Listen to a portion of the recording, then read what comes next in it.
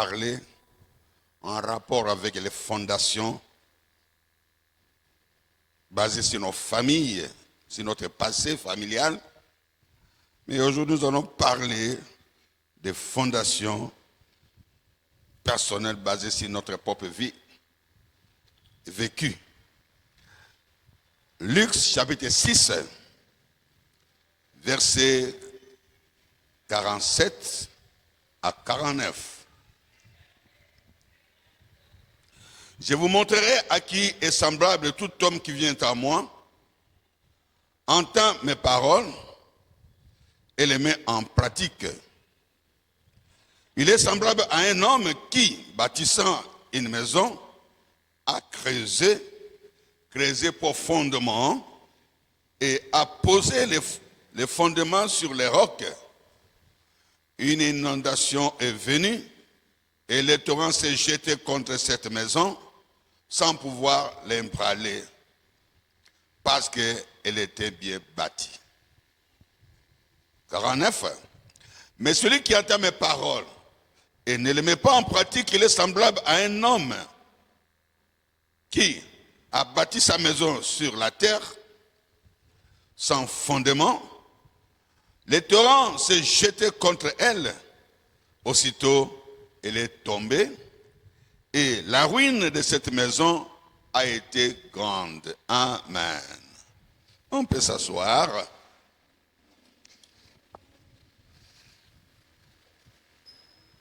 Aujourd'hui, je commence avec un retard de 25 minutes. Dimanche prochain, 10h30, je commence.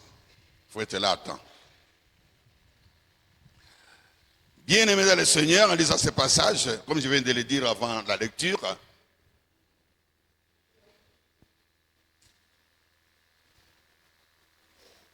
la vie chrétienne,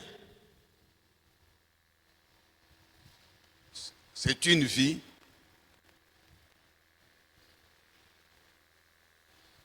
de réussite et de succès. C'est-à-dire quand on est chrétien,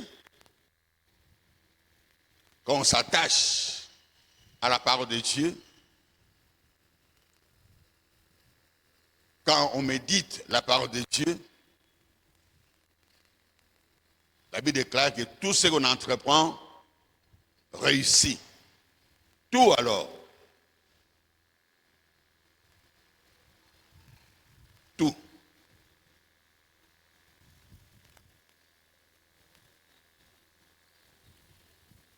Le passage, c'est Psaume 1, verset 2 à 3. Tout ce que tu entreprends doit te réussir. Et le succès, la réussite seront sur ton partage. Josué 1, 8. Ce sont des versets clés qui sont comme des thermomètres dans nos vies. Est-ce qu'il y a la réussite? Il y a le succès dans ma vie? Est-ce que ça marche dans tout ce que j'ai fait? Tu as la réponse par toi-même pour comprendre que je dois tenir la main de Dieu comme nous avons prêché le vendredi. Ah, vous qui ne venez pas le vendredi, je vous plains. Tenir la main de Dieu. Vous savez ce que c'est. Je ne vais pas revenir sur ça. La matière est abondante.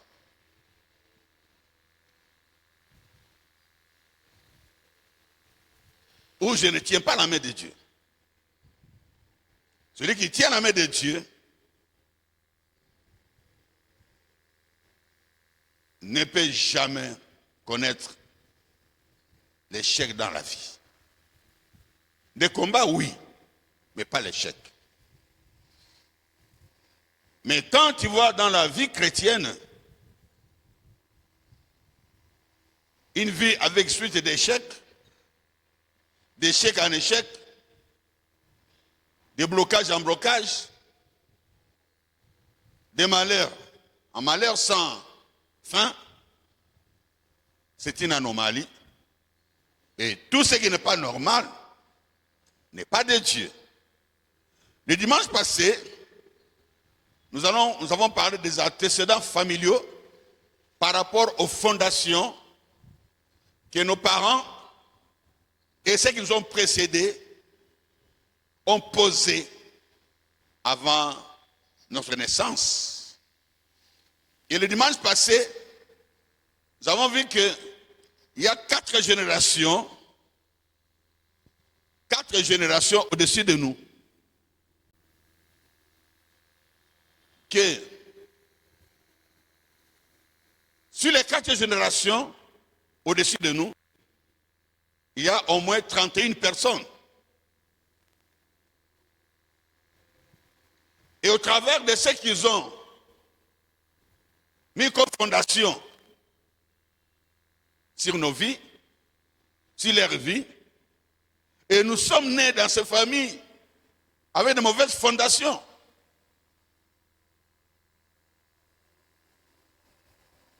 Comme notre Dieu est juste,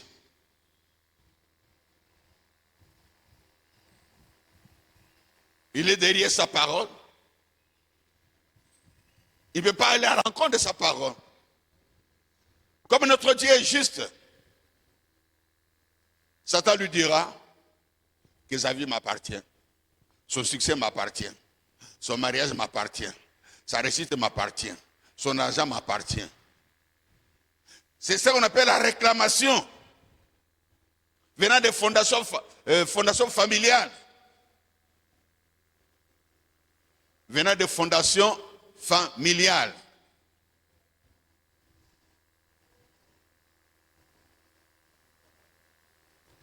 Quand nous avons des réclamations venant de nos familles, comme ce fut le cas de Jésus qui a dit à Simon-Pierre, Simon, Satan vous a réclamé. Mais ils étaient avec Jésus. Satan les réclamait. Malgré la présence de Jésus, Satan réclamait. Satan ne peut jamais attaquer quelqu'un s'il n'a pas un droit établi. Satan n'attaque jamais personne au hasard. Même si tu es chrétien, même si tu es païen, si Satan attaque ta vie, malmène ta vie, c'est qu'il a un droit légal que Dieu reconnaît. À moins qu'il y ait l'intervention de Jésus, comme la Bible déclare dans 1 Jean 3,8, celui qui pêche est du diable.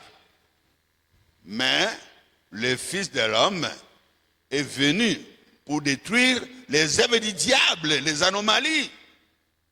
Donc nous devons passer par Jésus. C'est obligatoire. Nous sommes obligés de passer par Jésus pour que toute réclamation familiale s'arrête. Mais homme de Dieu, Dieu m'a fait voir même un rêve qu'il n'y a plus de réclamation familiale sur ma vie. Mais ma vie ne décolle toujours pas. Ah oui, c'est vrai. Parce que la délivrance, comme on va le voir au séminaire qui vient, la délivrance est un processus. On est délivré que de ce qu'on connaît. Là, on est ignorant. Mais moi, là où je suis ignorant, j'ai besoin de la délivrance. C'est un processus. Voilà pourquoi le message d'aujourd'hui vient compléter celui du dimanche passé. Et nous l'avons intitulé « Les mauvaises fondations personnelles dans la vie chrétienne » ou dans la vie du chrétien. Les mauvaises fondations personnelles. Ce ne sont plus les fondations qui viennent de mes parents, mais les mauvaises fondations posées par moi-même. Aujourd'hui, je suis chrétien. Personne n'a aucun pouvoir sur ma vie. réussite et l'échec dans ma vie ne dépendent que de mon choix ou de mon ignorance. Et non d'une réclamation quelconque venant des antécédents familiaux. Non.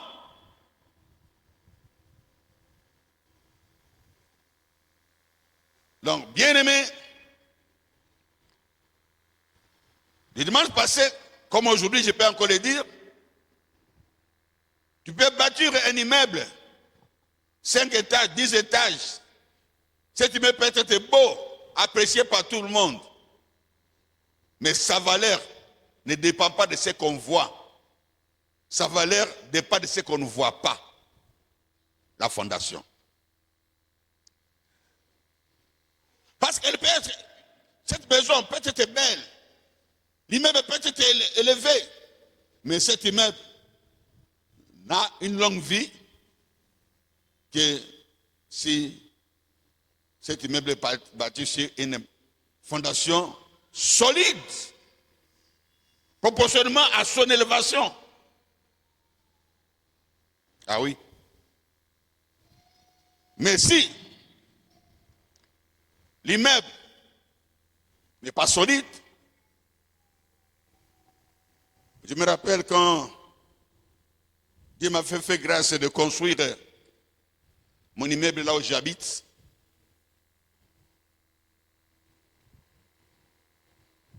Je connaissais un commerçant à Kinshasa que je visitais souvent pendant ce moment-là.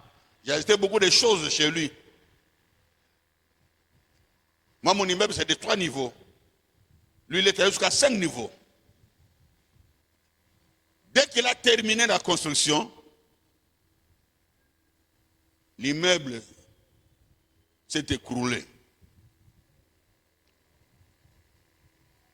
Et ça s'est écroulé même sur la maison d'un Libanais. Une très belle maison.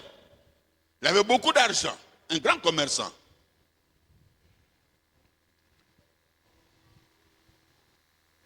Et il était obligé de vendre la parcelle, vendre ses biens pour pouvoir rembourser. D'abord, heureusement qu'il n'y avait pas de cas de mort d'homme, c'est ce qu'il avait sauvé, et devait payer les dégâts de matériel de son voisin, le Libanais. Pourtant, c'était un immeuble vraiment avec quelqu'un qui a beaucoup d'argent. Mais si la fondation de votre immeuble, de votre vie, n'est pas bien solide, c'est le temps qui va déterminer si ce qui s'est fait là va affronter les années en restant toujours debout. C'est ce que Caïphe avait dit sur Jésus. Quand tout le monde parlait du mal de Jésus-Christ à son temps, quand on cherchait à l'éliminer, il dit, mais laissez cette religion continuer. Si c'est de Dieu, ça va continuer. Si ce n'est pas de Dieu, ça va s'arrêter. C'est le temps qui détermine si ta vie est bâtie sur une bonne fondation ou pas. Ah oui. La Bible déclare que la bénédiction de l'Éternel ne s'accompagne pas avec les chagrins. Tu as bien commencé pour plaire à la fin. Non. Toi, tu iras de succès en succès et de victoire en victoire. Et tu laisseras des traces dans ce monde après ton départ. Je suis content de ton amen. Amen. Donc là, c'était l'introduction pour te faire comprendre que prier, c'est bien. c'est beau. Mais connaître sa vie, son passé personnel, voilà pourquoi la parole de Dieu nous dit, invoque-moi, je te répondrai. Je te montrerai des choses cachées sur ta vie. Des choses que toi-même tu ne connais même pas, que moi je connais. Des choses que tu as oubliées, qui sont à la base de ton échec dans la vie chrétienne. Alors,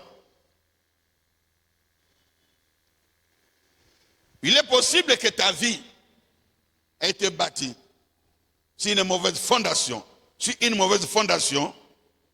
Et cette mauvaise fondation influence aujourd'hui négativement ta vie.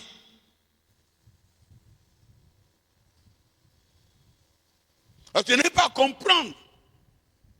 Mais pourquoi Dieu ne répond pas à mes prières? Es-tu une source trompeuse qui ne désaltère pas, Seigneur? Jésus a dit, je suis la source d'eau vive. Mais si tu es la source d'eau vive, mais pourquoi pas moi? Ça fait 3 ans, 5 ans, 10 ans, 15 ans, 27. Oui, bien-aimés dans le Seigneur, la vie chrétienne peut être influencée négativement que lorsqu'il y a des vices cachés, des choses mauvaises qui se cachent, connues ou non connues par les chrétiens. Alors, aujourd'hui, nous avons la grâce de voir quelques cas de fondations personnelles, quelques cas de mauvaises fondations, hein, quelques cas de mauvaises fondations personnelles, voilà, qui influencent négativement nos vies jusqu'aujourd'hui.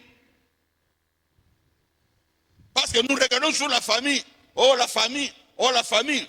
Regarde aussi dans ta propre vie. C'est bien beau d'attaquer les autres,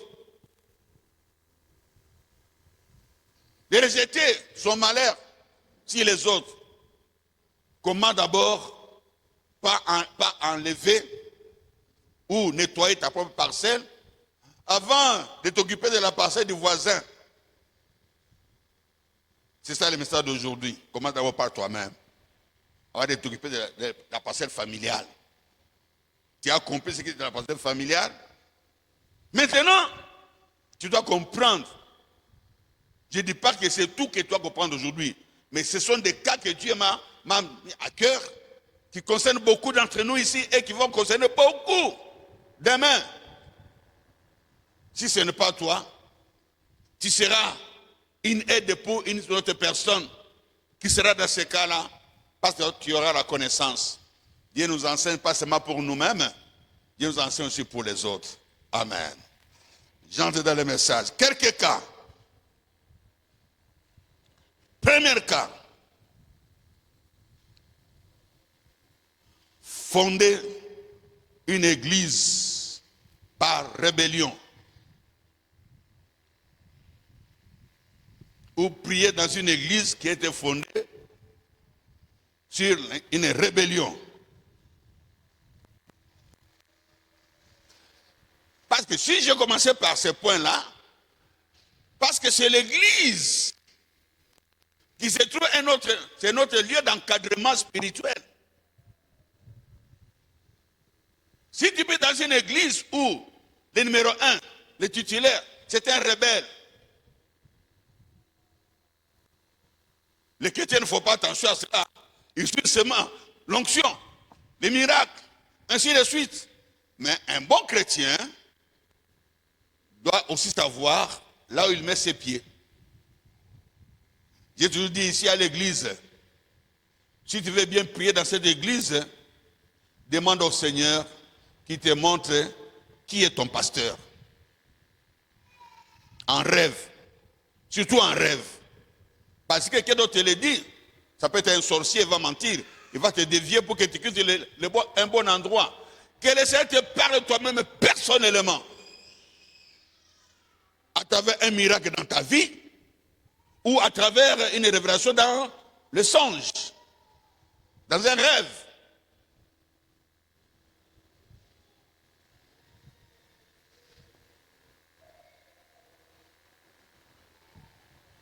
Amen.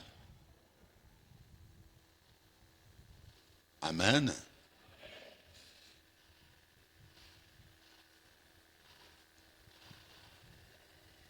Tu dois avoir un signe personnel que Dieu t'a fait voir, t'a fait comprendre par rapport à ta présence dans cette église-là.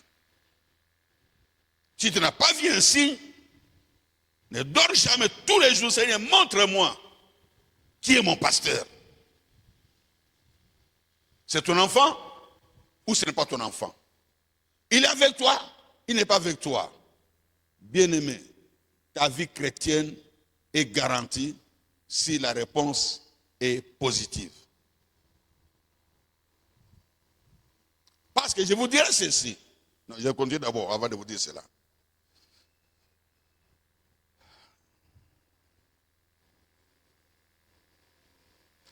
Il y en a qui ont construit leurs églises, pas seulement sur rébellion, mais à cause de la conjoncture, des églises du ventre, des gens qui cherchent des biens matériels.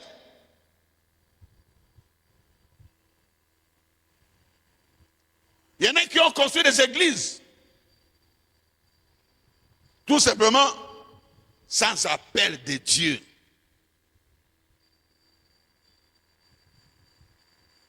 Dieu n'avait jamais appelé Aaron pour conduire son peuple. Mais Dieu a appelé Moïse.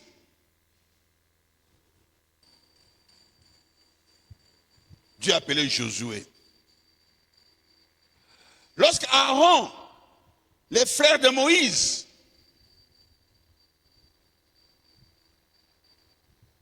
à qui on a laissé la responsabilité de garder en calme le peuple de Dieu, a oublié sa mission de gardien, de protection. Mais il a voulu se faire leader, le commandant.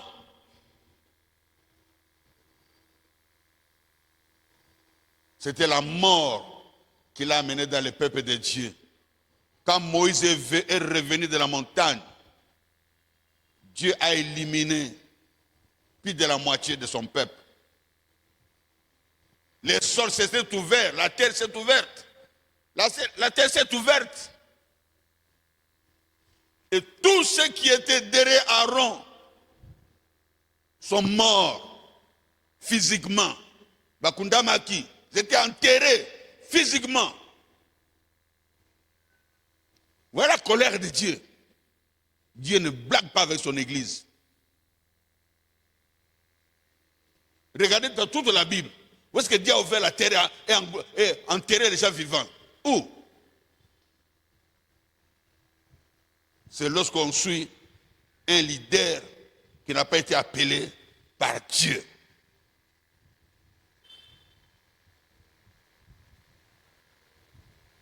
C'est un devoir qui se donne. Ne sois pas à l'aise dans une église lorsque Dieu ne t'a pas parlé de son leader, de son pasteur.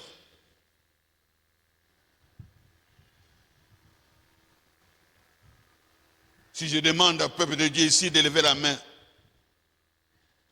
qui m'a déjà vu en rêve venir le secourir, qui m'a déjà vu en rêve prier pour lui, vous allez voir presque toute l'église va lever la main.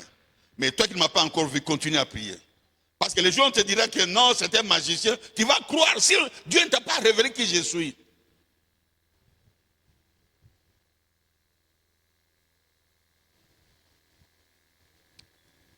C'était pour vous dire ceci.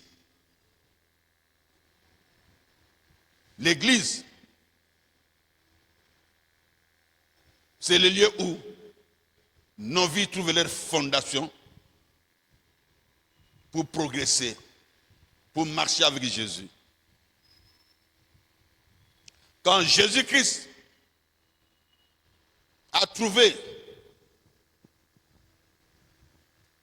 l'homme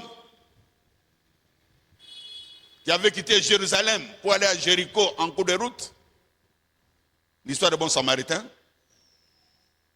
la Bible dit, tout le monde comprenait que ce type était foutu, c'était fini pour lui. Même les religieux, parce qu'ils n'avaient pas le cœur de Dieu. Mais quand Jésus est passé par là,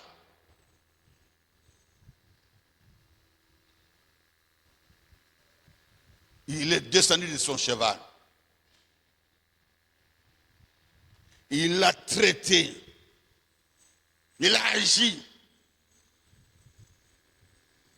dans la santé de cet homme.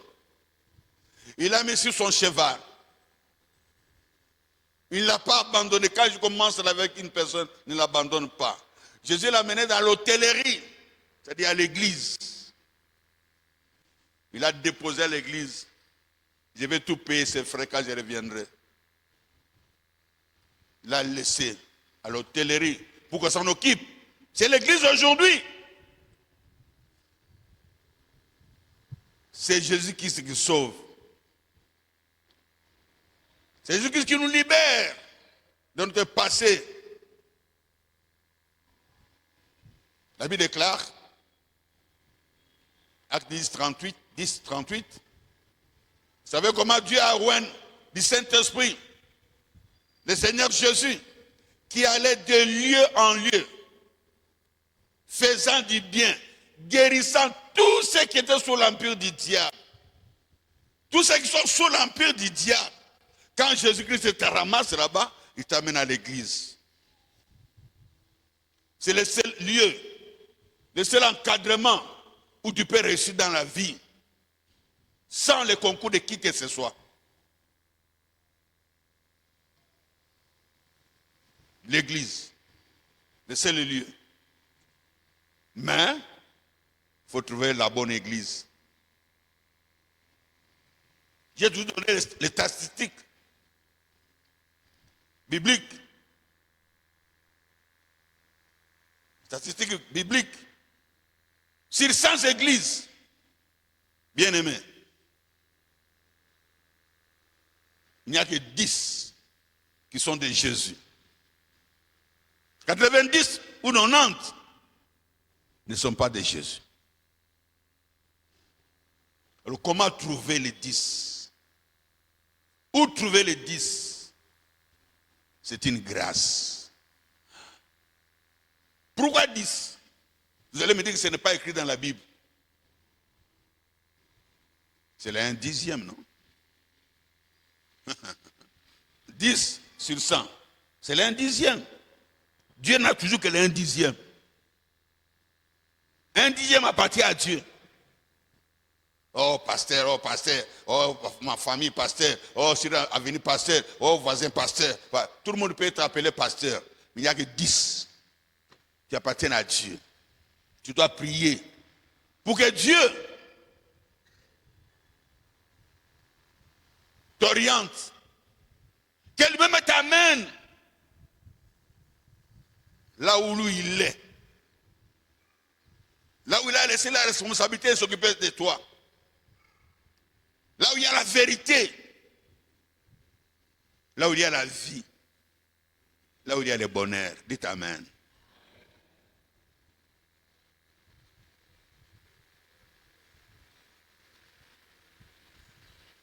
Si tu es dans un bon endroit, alors tu es béni.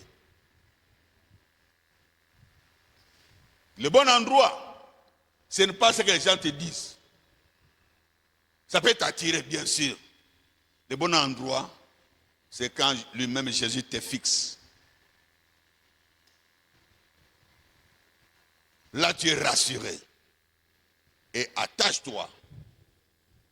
Même si vous êtes à 2, à 3, n'ayez pas peur. Priez. C'est lui qui l'a dit. L'église commence avec 2 personnes, 3 personnes, et non une personne. C'est lui, c'est moi et Jésus. Voilà l'église qui commence. Donc, ce n'est pas le nombre qui détermine la présence de Jésus. C'est la présence de Jésus qui détermine sa présence. Tu t'amènes quoi? Vous comprenez cela? C'est important. C'est ça, la fondation d'une vie chrétienne, la présence de Jésus.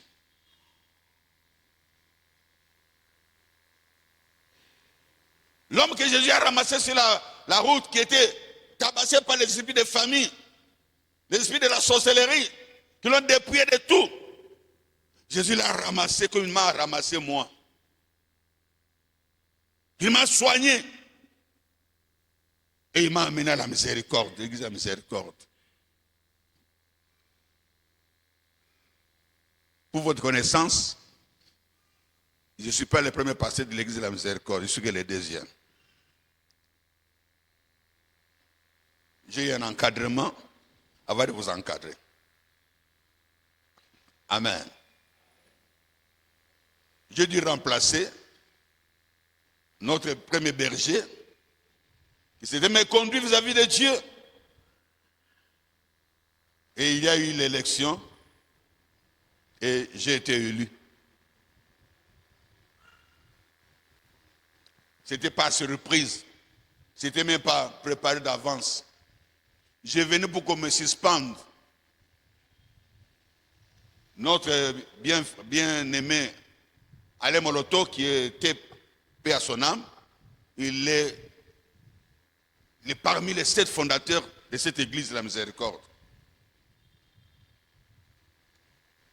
Et le numéro 1, le berger, c'était son ami intime. Dormaient ensemble. Faisaient tout ensemble. Il était venu m'informer. Vice-berger.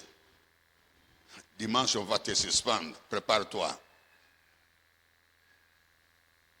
Il dit, tu connais ma situation, mais bon, je sais que tu as raison, on ne peut pas te suspendre. C'est Dieu qui t'a demandé de ne pas faire ça. Mais tu n'as qu'à suivre ton Dieu. Ne suis pas les hommes. Si Dieu t'a dit de ne pas faire ça et qu'on te punit à cause de cela, si Dieu t'a dit de ne pas obéir et que tu as obéi à Dieu et que nous te punissons, Dieu va te justifier. Et ce dimanche, j'ai dit à mon épouse, là-bas on va me ridiculiser, on va me suspendre. Reste à la maison, j'y vais moi-même. J'arrive, même en retard ce jour-là. Il savait que ce qui m'attendait là, ce n'était pas de Dieu. Je devais accepter pour que je ne puisse pas être un rebelle.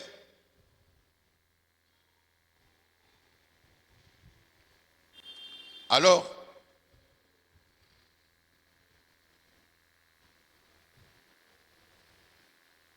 non, c'est important ce que je vais dire là. Lorsque on m'a dit qu'on va te suspendre pour une mauvaise cause, pour quelque chose que je n'ai rien fait de mal, j'ai fait obéir à Dieu et j'ai donné mon explication. Mais ils ont refusé. Ils ont dit, on va lui montrer qu'il doit nous obéir. Nous avons tous décidé ensemble. Alors j'ai dit à ma femme, reste à la maison, parce que là où je vais, ce n'est pas pour une bonne chose, je vais même pour démissionner. Je ne vais pas continuer à prier avec des gens pareils, ce n'est pas une bonne chose pour moi. Je ne serai plus jamais tranquille. Parce que moi, j'ai prié à la borne, tous les dimanches, on avait un groupe de prière. Mais c'est à cause de cette église, de ce groupe de prière, que j'ai abandonné la borne. Comme ça, s'ils me suspendent, je vais seulement rentrer à la borne. J'ai quitté la maison avec l'idée d'aller démissionner. Et qu'est-ce qui s'est passé? En cours de route, j'ai rencontré un autre ami d'Alain Moloto et de notre berger qui s'appelait Dieudonné Dipa. Il y a un moment donné, je crois il y a 10 ans ou 7 ans, non, il y a au moins 10 ans, qu'il organisait la fête pascale au stade de Martyrs, où beaucoup de chrétiens allaient au stade de Martyrs pour fêter Pâques. Je rencontre un coup de route, parce qu'il avait commencé à jouer avec Alain Moloto. Il venait à la Miséricorde pour jouer. Quand Alain Moloto a commencé son orchestre, il a commencé dans notre église de la Miséricorde avec son groupe. Le premier album, c'était Chez nous. J'étais parmi les gens qui avaient même soutenu la sortie des premiers albums. Alors le frère venait chez nous parce qu'il était dans le groupe d'Alain Moloto. Il m'aimait bien parce qu'il s'appelait comme moi Dieudonné. Il m'a dit, Homo, mais tu es en retard, toi, tu es toujours ponctuel. Il dit, moi je vais démissionner là-bas, il n'y a rien de bon. Si ça allait me punir pour des choses que je ne connais pas ni la tête ni la queue. Il m'a dit, Homo, je te dis, ne fais jamais cela. Ne démissionne jamais pour les choses de Dieu, toute ta vie durant. Tu comprends? Ne démissionne pas, à moins que Dieu lui-même t'enlève de toi-même. Ce n'est pas une bénédiction. C'est fait quelque chose de mauvais. Ne démissionne pas, Dieudonné. Mon homme, il m'a exhorté. Il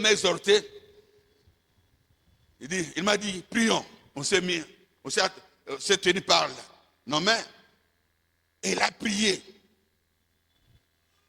Aujourd'hui, lui, il est en Chine aujourd'hui. Dieudonné dit pas. C'est comme ça que j'ai quitté là maintenant avec notre cœur. J'ai parti pour démissionner. Parce que je me suis dit, mais ça c'est quel genre d'église? Il y a l'injustice comme ça. Moi, Dieu me montre et ils disent que je dois les suivre. Jamais. J'explique qu'ils ne veulent pas me comprendre. Alors je vais aller ailleurs.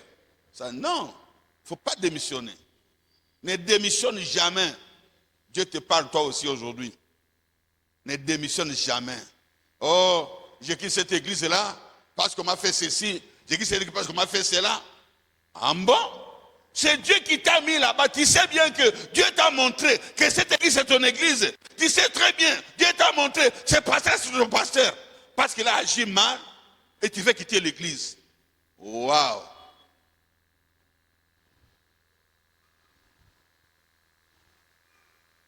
À moins que Dieu ne t'a jamais montré qui est cet homme de Dieu, qui est cette église. Je ne dis pas ce que les gens ont rencontré.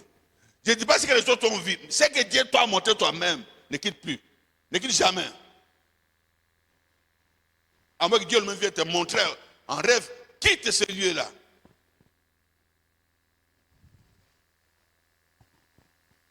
Dès que je suis arrivé au groupe, c'était déjà l'ambiance et ainsi de suite.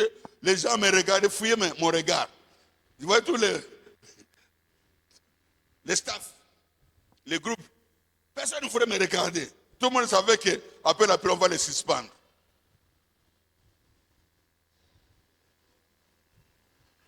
Amen. Alléluia. Alors, comme Dieu est Dieu, comme mon cœur était déjà pour accepter tout ce qu'on allait me faire, Dieu a intervenu. Le numéro 1 du groupe, celui qui était l'initiateur que nous avons réunis ensemble, on a commencé ensemble avec lui. Qui avait mis, toi tu es berger, toi vice-berger, tu es Alain Moloto, chef d'orchestre, Modeste Okonge, vice-adjoint, ainsi de suite, tout comme ça. Il avait fait sa structure, c'est comme ça que le groupe avait commencé. Mais tellement qu'il y avait maintenant beaucoup de méli-mélo, beaucoup de choses qui ne marchaient pas bien, il s'est dit avec mon niveau intellectuel et posture politique, je vais me mettre ensemble avec ces jeunes gens. Je dois me respecter. Parce qu'il était directeur du cabinet le ministre de l'Agriculture, Mouchobe, quoi, à ce temps-là. Il nous avait déjà quitté au moins pendant 2 mois, il ne venait plus. Mais ayant entendu ce qui s'est passé, mon nom est lié à ce qui se passe comme des autres là-bas. Je vais aller pour arrêter que tout se fasse maintenant à leur nom, pas à mon nom. Il arrive, quand on voulait prêcher, il dit, je m'excuse. Aujourd'hui, vous n'allez pas prêcher. On va lire Timothée. Il a pris 2 chapitres. On a lu Timothée. Et puis il a dit, après avoir lu Timothée, voilà, là on nous parle des bons serviteurs de Dieu. Alors, voyez maintenant au milieu de vous ici, moi, j'ai vu qu'il y a trop de désordre, je m'en vais pour toujours. Je vais vous laisser tranquille. Que mon nom ne soit plus lié à votre groupe de prière.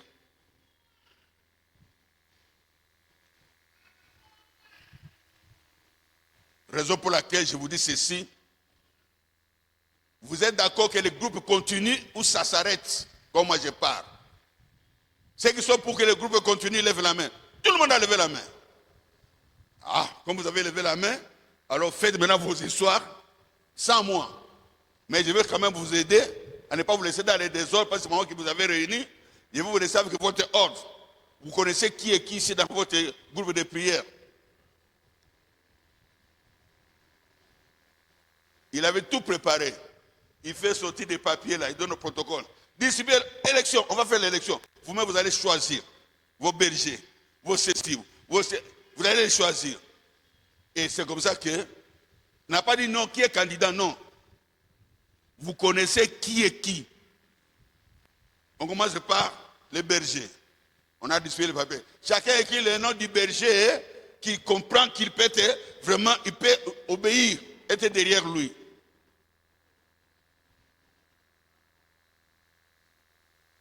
C'est comme ça qu'il y a eu l'élection.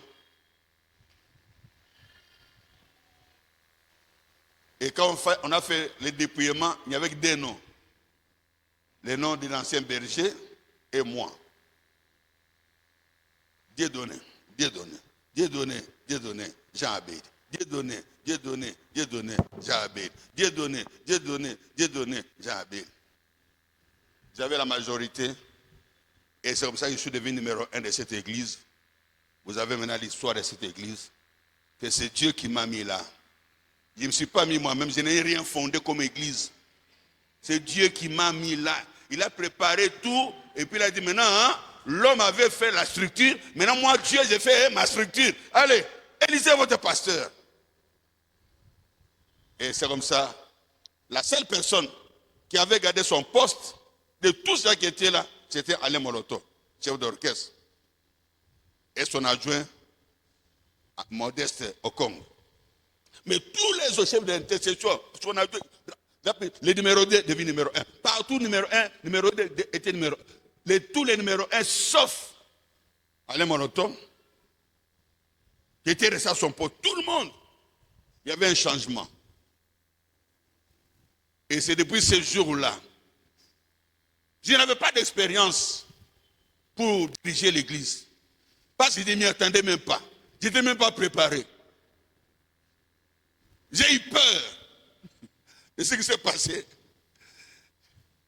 Et tous ceux qui avaient comploté pour me suspendre, personne ne m'avait salué ni congratulé. Personne.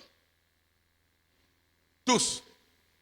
Ils ont commencé à partir 1 à 1 de l'église, petit à petit. Moi qui voulais partir, les seigneurs m'ont dit, toi tu restes. Mais ils vont partir. Petit à petit, ils ont commencé à partir. Ils ont commencé à partir et ils nous ont laissés libres jusqu'à aujourd'hui. Amen. On applaudit pour les rois des rois, les seigneurs des seigneurs, le véritable Dieu.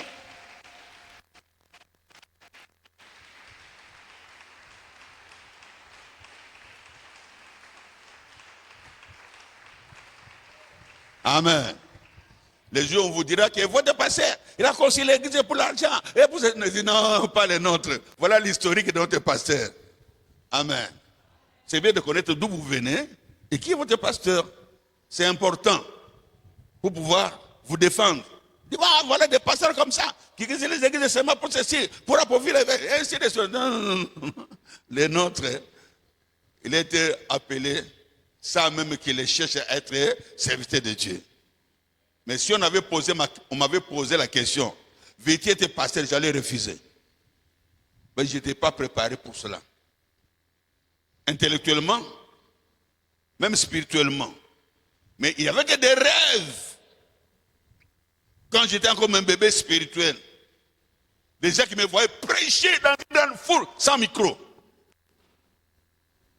Il y avait une maman, quand je suis encore les 4 heures spirituels, je ne savais même pas prier. M'avait vu devant une grande foule avec une grosse croix. Elle dit, papa, Dieu est donné. Ah, toi tu serais un grand serviteur de Dieu. Je t'ai vu devant une grande foule. Tu étais devant tous ces gens-là, mais tu portais une grande croix comme la croix de Jésus, là, on nous montre dans les films. Je me dis, mais c'est une maman toc-toc. Est-ce qu'elle est normale? Moi. Amen. Une autre, l'amie de ma grande-sœur, la maman de maman Annie qui perd son âme, son amie, elle avait dit à ma grande-sœur, ah, ton petit frère, c'est un grand serviteur de Dieu. J'ai prié à midi. Dieu m'a fait voir dans un rêve, dans une vision plutôt, dans une vision, une grande foule comme le stade, plein de gens, et il prêchait sans micro, et tout le monde l'attendait. J'ai frissonné, j'ai ouvert les yeux, il dit, ah, il a dit à ma grande-sœur, vous avez un grand serviteur dans votre famille. Hein? Quand la grande-sœur est venue me dire, je dis, mais qu'est-ce qui se passe? Moi, je ne sais même pas prier. Quand on me demande de prier, je fais des gouttes comme ça, comme ne cite pas. Et on dit que moi je vais être un grand serviteur de Dieu. Si Dieu ne t'a pas appelé, ne commence pas une œuvre de Dieu. Ça sera pour ton propre malheur et les gens qui vont te suivre. Dites Amen. Dites encore Amen bien. Alors, un conseil pour les enfants de Dieu, je reviens encore. Si tu peux dans une église où Dieu ne t'a pas montré, qui est l'homme de Dieu, ne reste pas là-bas parce que l'église est bien construite. Ne reste pas là-bas parce qu'il y a beaucoup de politiciens. Ne reste pas là-bas parce que... Non, reste là-bas si Dieu t'a montré qui est cet homme de Dieu. Parce que quelqu'un pourra me dire, moi je vais le savoir. Je viens de dire comment le savoir. Écoutez bien ce message. Et Dieu sera le Dieu de cet homme, de ce serviteur-là, sera ton Dieu. Je reviens toujours sur l'histoire de Ruth et Naomi. Ruth, Orpa et Naomi. Je reviens toujours sur ça. Ce message, c'est pour nous aujourd'hui. Pour que nous puissions comprendre, en l'église, il y a des catégories de personnes. Les Orpa et les Ruth. Nous écoutons tous la même parole. Mais il y en a qui ne s'intéressent même pas à savoir qui est celui qui me prêche. Qui est celui qui m'enseigne. Est-ce qu'il est de Dieu, n'est pas de Dieu? Quand on est attaché au monde, quand on est attaché à l'esprit de la famille biologique, il est difficile de comprendre qui est cet homme que Dieu a mis devant moi. Il est très difficile. Orpa était encore attaché au lien familial, au sentiment familial.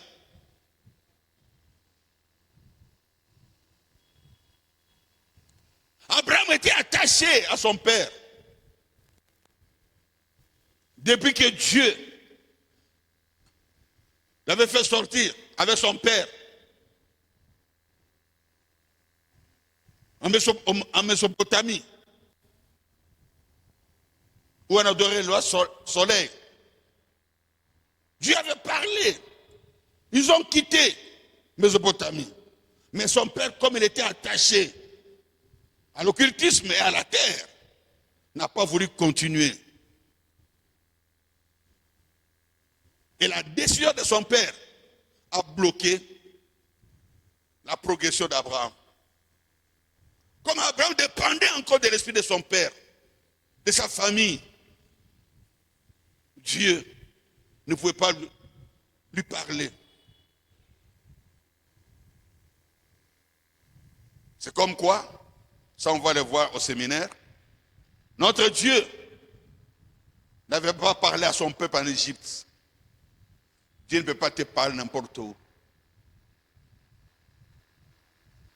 Dieu a dit à Moïse, va libérer mon peuple pour qu'ils aillent m'adorer sur la montagne. Pour qu'ils aillent m'adorer. C'est alors le peuple de Dieu a rencontré son Dieu. Ce n'était pas en Égypte. L'Égypte, Dieu est intervenu par des miracles, des signes et des miracles. Dieu ne va pas parler à son peuple en Égypte. Dieu a parlé à Moïse en dehors de l'Égypte. Sur les buissons ardents. C'était en dehors de l'Égypte. Dieu a parlé à son peuple en dehors de l'Égypte, au mont Sinaï.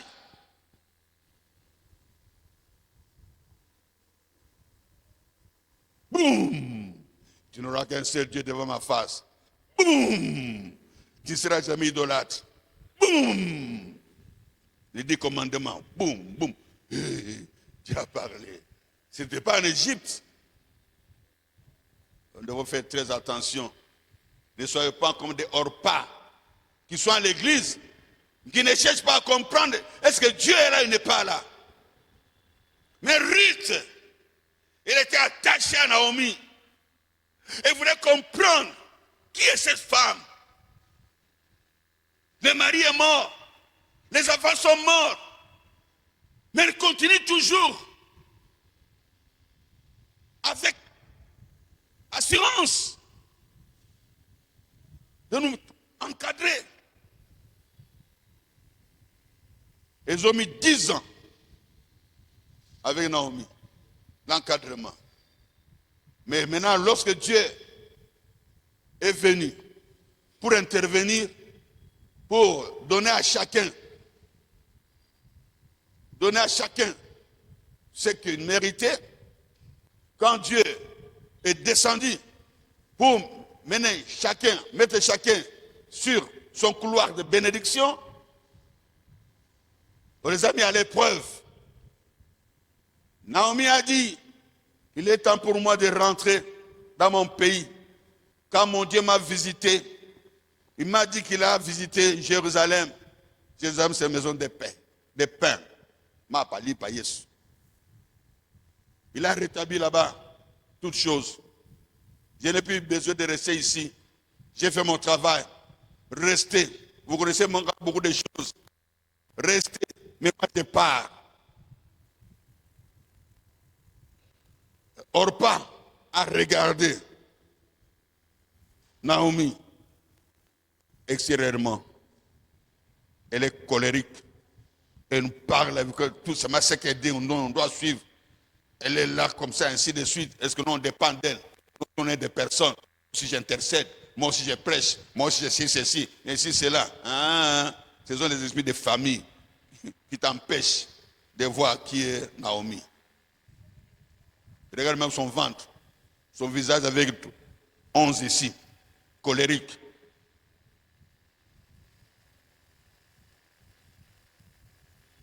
D'ailleurs, qu'est-ce qu'elle va nous donner? Elle-même, elle est pauvre.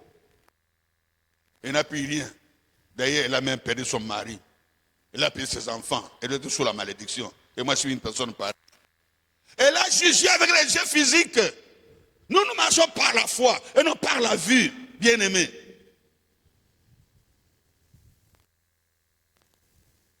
Quand je dis Moussa Nzambe, Sambela, Nzamba Kopesa Wataratala, Dieu va te donner des lunettes spirituelles et tu vas comprendre. Peut-être qu'il est dans un moment de trouble. Peut-être qu'il est dans un moment de faiblesse. Dieu va te montrer qu'il est toujours avec lui comme l'homme selon le cœur de Dieu qui s'appelle David. Il a dit, j'ai trouvé l'homme selon mon cœur, capable. Mais David essaie de trouver le moment de distraction. Il est tombé sur l'impudicité. Alors Dieu l'a rejeté? Non, il s'est repenti. David a tué la femme d'autrui, le mari d'autrui. Il a arraché la femme d'autrui. Il a fait des choses que tu ne peux pas faire. Mais comme il avait le cœur de Dieu c'est le cœur de repentance. Qui n'est pas pécheur ici? Qui c'est les autres? Regarde d'abord ce qui est dans tes yeux là, poutre là. Avant de regarder les mains des autres. Jugeur des serviteurs de Dieu. Toi, les jugeurs des serviteurs de Dieu. On a dit là-bas, les essentiels. Et toi, tu dis, ah, ok, ah. Toi, radio trottoir. Waouh. N'attaquez pas celui qui vient du Seigneur. C'est pour ton malheur. Ne parle pas du mal de celui qui est oint par Dieu. Tu vas te repentir quel jour? Recommande à l'Éternel cet homme. Si tu l'as vu qu'il est méchant. Pourtant Dieu t'avait fait voir un rêve que c'est ton pasteur. Mais ce que tu attends de lui, que tu vois de lui, ça ne concorde pas. En tant que prière, recommande-le. Fais même une journée de jeûne pour lui. Et son Dieu, si c'est le Dieu de Naomi, va te montrer que c'est mon enfant et Dieu te convaincra par rapport à ce que Dieu va faire dans ta vie venant de ses mains. Le message d'aujourd'hui est très important. Je voulais aller rapidement et dire, mais non. L'encadrement, c'est l'église.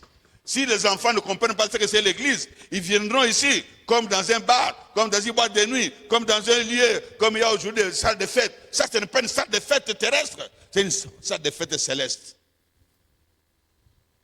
Fais attention. Quand tu viens ici, considère que c'est la maison de Dieu. C'est la maison de Dieu. Ce n'est pas la maison de l'apôtre Akili. D'ailleurs, je ne mets pas l'argent pour construire. D'ailleurs, vous venez de comprendre que je ne suis même pas le numéro 1 de ce. Je n'ai jamais été le numéro 1 d'ici. Moi, on m'a mis, ouf, comme un poisson dans l'eau. Moi, je ne croyais pas qu'ils j'entre là-bas. Oh, c'est ma place ici. Oh, merci Seigneur. Mais quand je faisais là-bas, non, là-bas c'était pour te former, pour que tu connaisses le monde. Maintenant, il te met à ta place. Tu peux maintenant être excellent. J'allais tout faire dans la vie. Parce que je n'étais pas appelé à échouer dans la vie. Moi, je n'étais pas appelé à échouer dans la vie du monde. Parce que Dieu m'a appris beaucoup de métiers. Je répète encore pour ceux qui vont me suivre, peut-être qu'il y en a qui connaissent. Dans ma vie, en tant que garçon, homme, il y a un métier que tout le monde connaît, photographe. Ça m'a ouvert des portes grandioses. Et c'est par cette voie-là que Dieu nous avait donné même 60 000 $ pour commencer cette œuvre-là. J'ai eu connaissance à cette dame-là par rapport à la photo. Photographe. Je n'étais pas n'importe quel photographe. Hein. J'étais excellent. J'ai représenté même les photographes à la conférence nationale souveraine du temps de Mobutu. J'avais pris le per diem 3 fois. Et Dieu m'a dit, quitte là-bas, ce n'est pas ta place. Rentre à l'église. J'ai abandonné. À part photographe, couturier. Au secondaire, j'étais couturier. Si tu veux voir, c'est que je cousu même pour moi-même. Viens voir une photo au bureau, je vais te le montrer. J'ai bouffé l'argent de la couture. Couturier. Amen. Alléluia. J'ai été cordonnier. Jusqu'aujourd'hui, si tu viens à la maison, je vais te montrer mes outils de cordonnerie. Je n'ai pas jeté, je les garde jusqu'aujourd'hui. Je sais coudre les chaussures, je sais les faire. Très bien. J'étais le cordonnier de la famille. Quand je revenais de vacances, papa me jetait toutes les chaussures. Dieu donnait, allez, boya, amenez les chaussures, il est là, le cordonnier. Amen. J'ai fait les affaires. des petites affaires, bien sûr. Brazzaville, Kinshasa. J'étais étudiant à Brazzaville. Avant de devenir photographe, je m'occupais par moi, j'ai payé mes études par moi-même.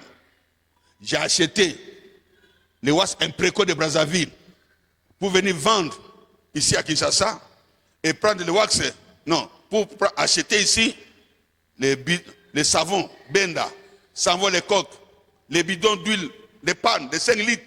Chaque samedi, à Brazzaville, j'arrive là-bas, au beach, je vends. Quand je viens ici, je vends. C'est comme ça que j'ai payé mes études par moi-même. Et quand c'était difficile, j'ai commencé à vendre du parfum. Dans le supermarché Sedec, il y avait des bons parfums qui coûtaient $2 à Kinshasa, mais à Brazzaville, c'était $20. J'ai commencé à vendre jusqu'à ce que le stock s'est arrêté, je ne savais plus qu'est-ce que je vais encore vendre. Et Dieu a eu pitié de moi. Et il a fait de moi maintenant un photographe.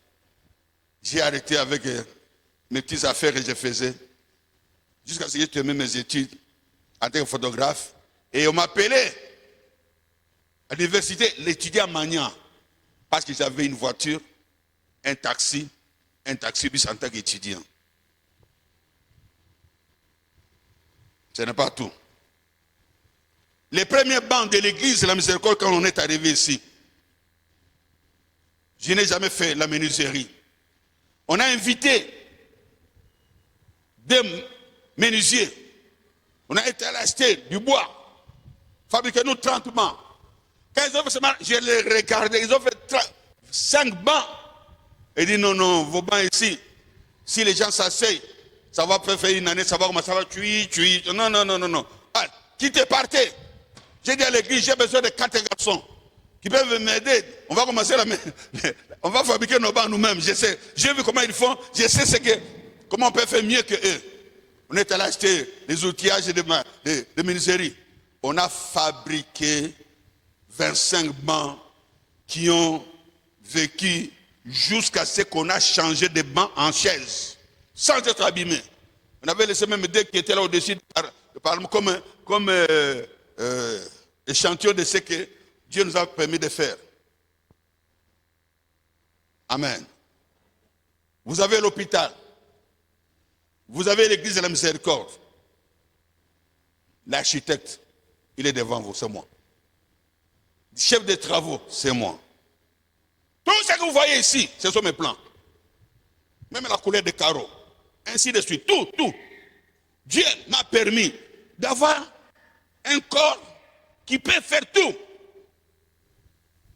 Ici, c'est moi que je regarde. Quand je n'avais pas assez de moyens, dès que j'amenais ma voiture chez le mécanicien, à part le moteur, dès qu'il arrange quelque chose, je regarde, je ne reviendrai plus jamais. Moi-même, j'étais maintenant le réparateur de mes véhicules. Si ma femme était là, elle allait vous dire la vérité. On venait de Lukala pour un mariage, en cours de route dans la brousse. Le fil de courant, de carburant s'est cassé en dessous de la voiture. Ma femme a paniqué avec nos enfants. Après brousse, non loin des villages. Et ne vous en faites pas, j'ai toujours l'outillage dans ma voiture. J'avais tout. Je suis descendu en haut. Avec, heureusement, que on avait, les Chinois nous ont amené des téléphones avec torche. Avec ça, j'ai dû réparer de A à Z. Vous voulez encore quoi? Que je dise encore quoi? Un corps qui ne peut pas échouer dans ce monde.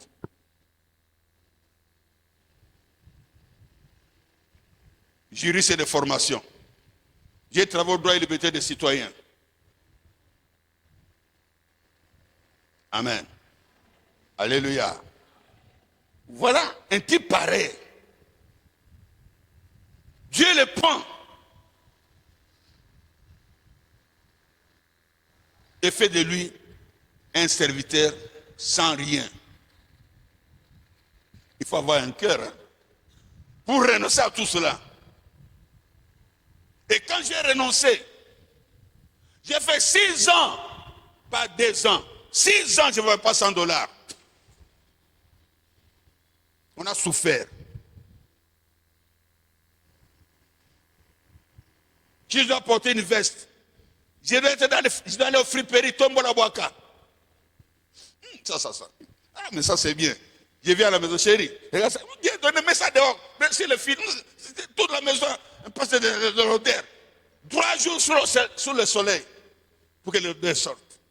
Et puis elle lave, repasse. Je viens à l'église, bien habillé. Ah, passez bien habillé. Oh, bien habillé.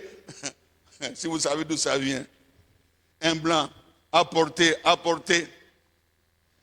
Il s'est fatigué. J'envoie chez les pauvres en Afrique. Et moi ici, je suis bien habillé. Ce sont des mendiants qui portent ce que les autres ont laissé. Même les...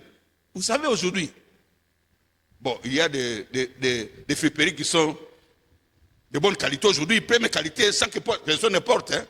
Mais il y a des friperies là, même des caleçons, des slips.